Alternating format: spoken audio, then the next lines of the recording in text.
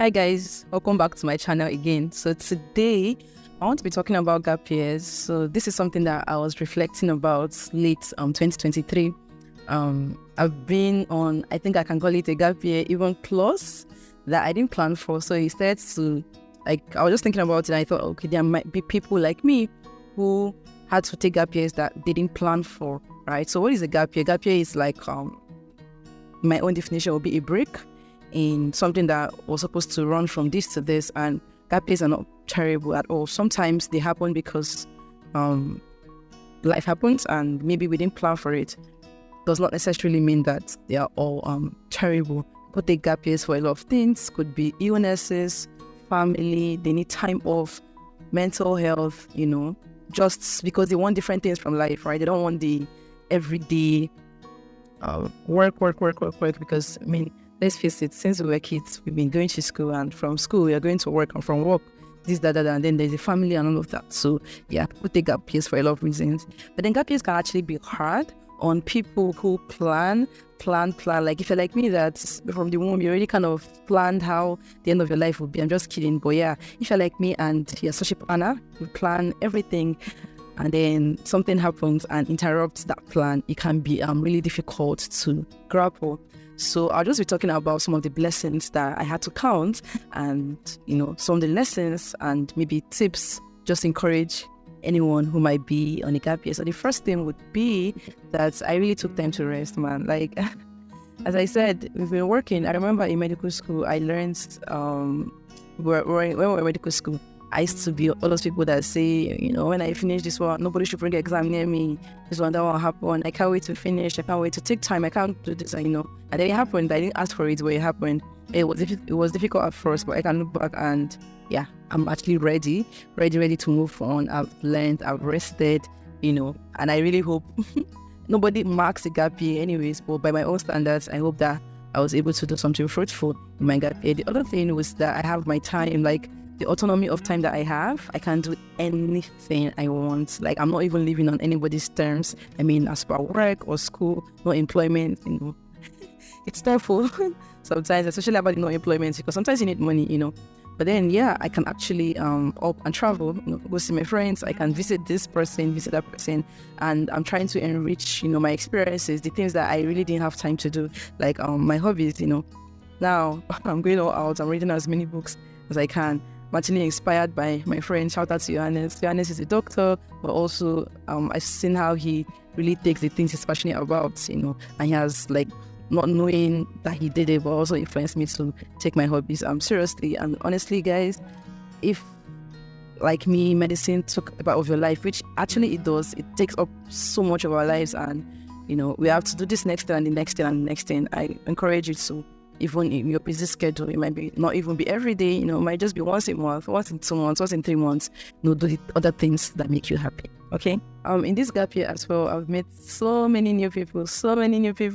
I've moved, and I actually had an entire move, I don't say I moved out of my parents' house. I kind of snuck out of my parents' house, but yeah, I actually live in Lagos by myself.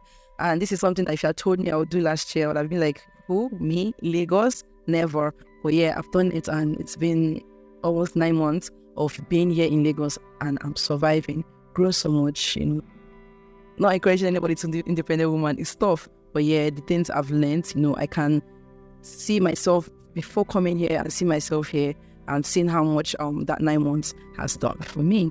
The other thing would be starting my YouTube channel, guys. I don't know, maybe, who knows, I might not have found the time to start it. I might have procrastinated or just thought that it wasn't anything in my radar. But then I did this YouTube, and it's something that today, next tomorrow, I'm going to be very, very proud that this was something I was able to, start, obviously with a lot of push, a lot of encouragement. Like whatever content you see me putting out, it takes a lot. It takes a whole village, and grateful for that as well. And grateful also for my church family. I was able to find a church that I really, really, really, really love here in Lagos, in Nigeria. And yeah, it's something that I really missed when I left Ukraine, and I was trying to recreate what I had. So getting that has been amazing. The next thing would be that having this kind of thing at the beginning of my career, even since I started this career, but in the early stages, has really shown me the kind of doctor I want to be. So, during this year, I've been going to the hospital like really close by in Lagos, and this is genuinely one of the best hospitals I've seen or I've had the privilege to walk into. It's a hospital where I'm not going in with anxiety. Obviously the hospital is a sad place. So when I say happy to go there, I mean as a worker, because I've been to other places and I've seen the kind of anxiety, the palpitations, the way they trash your confidence and all. And then to see people who actually care about their job, who actually care about their patients, who care about their juniors, and to see a good work culture here in Nigeria, it's done something for me, and it has taught me that work culture is everything. I think for me, it would always trump salary, would always trump, I don't know, maybe prestige or whatever. Work culture, like when you're happy in a place, it genuinely affects the way you work. It affects kind of work that you put out. And then meeting some of like the best physicians, some of the best internal medicine physicians. I don't want to call one of them's name here because I don't know where this video is gonna get to. But seeing the way they treat patients with compassion, all of that, my God, that's really opened my eyes to see the kind of physician I want to be, because obviously medical school, you're not necessarily thinking so much about your life as a doctor. You're just trying to pass and trying to, move. Yeah. So yeah, these are actually some of my blessings. And then just reflecting on what the world taught me, just to leave in medical school, we're always looking for the next thing, waiting to graduate, waiting to get to this class, waiting to do this. And then all of a sudden that waiting to now comes, and it comes so quickly. And I'm looking back, and I have like good memories of Ukraine, very good memories. I have some videos, I have my friends, community, like a lot of things that I would give anything to go back to. But then I just realized that I wasn't, maybe, speaking for myself, wasn't living for myself every day. I was living for the future. So right now, even if I'm making plans, I still remember that today is present, tomorrow is not promised me, right? And so I'm actually like being intentional about showing up in my everyday. And so that's actually one thing that this gap year has taught me. And then something else that it has taught me this year and a half it's taught me that my own journey is my journey, and that's sincerely what I should focus on. I'm not even saying that it's the easiest thing. Genuinely, it is not the easiest thing. I've been in like phases where I feel my decisions are not the best, or I could have done this, I could have done that, or somebody else's decisions look better, or the life they're living is kind of life I want to live and stuff. But then in this past 18 months, I think I can say that I've moved on so much from that. Obviously, like there are days that it feels different, but for the most part, I've learned to appreciate my journey.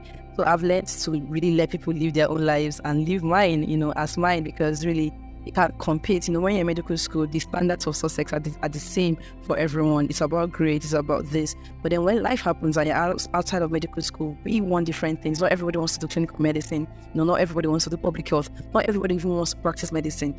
Not everybody wants to continue. Some people want to, start up businesses and stuff. So imagine competing with everyone. Imagine comparing your life with everyone. You would lose yourself in that. So this, what I call it, these bombs on my way, this 1 year, these 18 months has taught me that.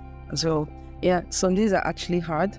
Some days are really, really, really hard, and that's just to put it mildly. And some days are actually like really good.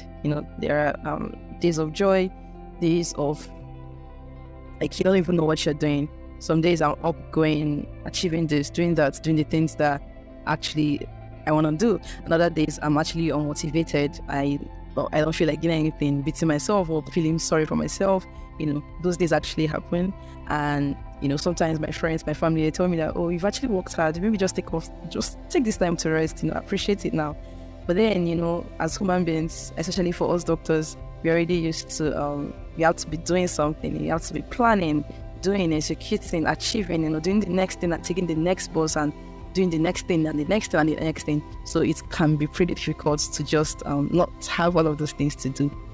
I just want to put it out that obviously, like if your gap year is because you're still having other things you're doing, like I'm studying for STEP, right? So no matter what you decide to do in your gap year, just try to also do something meaningful that when you're asked, they're able to explain it. Obviously, this is because USMLE pathway interviews will require, they will ask you what you've been doing in this year and in that year. So don't let it be all leisure.